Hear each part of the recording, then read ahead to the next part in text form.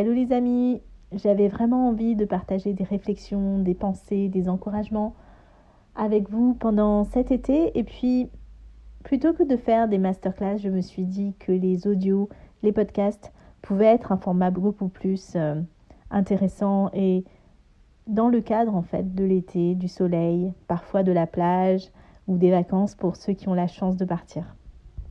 Alors pour commencer aujourd'hui, je voulais parler avec vous du temps.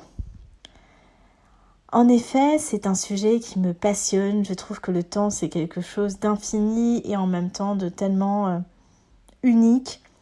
Et j'ai toujours eu cette sorte d'angoisse de voir le temps passer et de ne pas réussir à en faire quelque chose.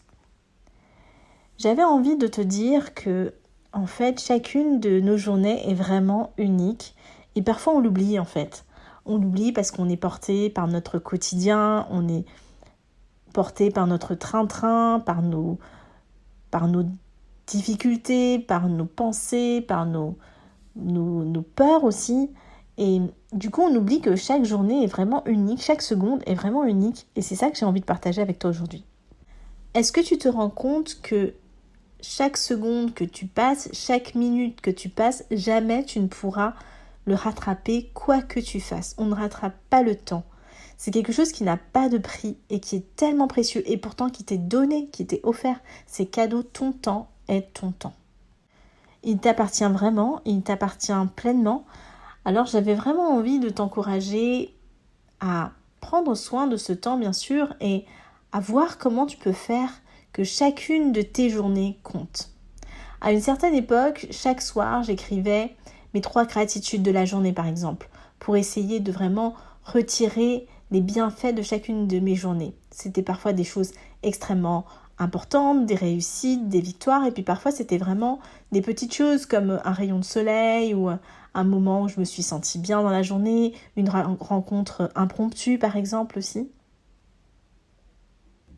Et puis récemment, ce que j'ai commencé à faire, c'est plutôt que d'écrire des gratitudes, c'est de vraiment prendre le temps le soir de remercier pour cette journée que je viens de passer et d'écrire les choses importantes. Ça peut être des gratitudes, mais ça peut être aussi des réflexions, ça peut être des apprentissages que j'ai eu de ma journée. Et c'est vrai que le fait de faire ça le soir, ça me permet vraiment de me rendre compte que chaque journée est importante.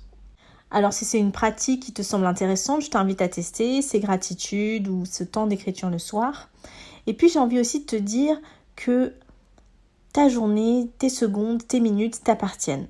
Et vraiment, ne laisse pas les autres choisir à ta place ce que tu veux faire de ta journée, ce que tu veux faire de ton temps. C'est vraiment quelque chose qui t'appartient. Ne te décourage pas aussi si parfois tu as du mal à gérer ce temps, parce que parfois on peut avoir tellement de temps qu'en fait ça devient angoissant. D'ailleurs, la notion même de gérer son temps, c'est quelque chose avec laquelle je ne suis pas totalement d'accord. Je pense que le temps, c'est plutôt quelque chose que l'on appréhende, qu'on apprend à valser, à danser avec le temps. C'est plutôt un art. Donc en tout cas, ce temps, je t'invite à le considérer et à décider d'avoir beaucoup d'intention en fait vis-à-vis de ton temps. Oui, c'est vraiment cela que j'ai envie de t'inviter à vivre pour cet été et pour le reste de ta vie même.